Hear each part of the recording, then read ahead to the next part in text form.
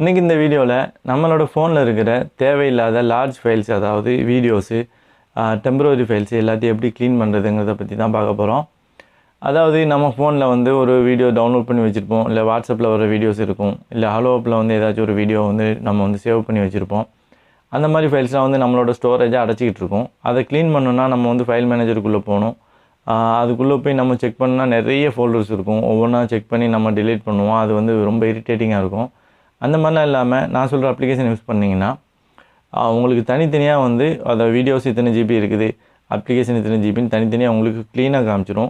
இந்த அப்ளிகேஷன் வெறும் 3 MB size தான், ஆனால் கண்டிப்பாக ஒரு பவர்ஃபுல்லான அப்ளிகேஷன். இதோட லிங்க் நான் மேலே கொடுக்குறேன், டவுன்லோட் பண்ணி ட்ரை பண்ணி பாருங்கள்.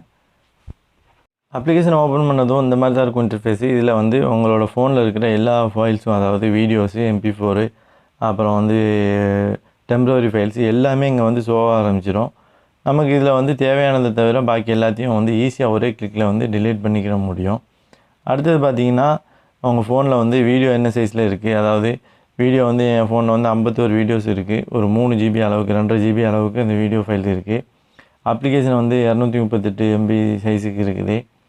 ஃபைல்ஸ் வந்து தனியாக, அதை வந்து டெம்பரரி ஃபைல்ஸ், இந்த மாதிரி தேவையில்லாத ஃபைல்ஸ்லாம் வந்து உங்களுக்கு தனியாக ஷோ ஆரம்பிச்சிடும். இதை வந்து நீங்கள் ஈஸியாக டிலீட் பண்ணிக்கிற முடியும்.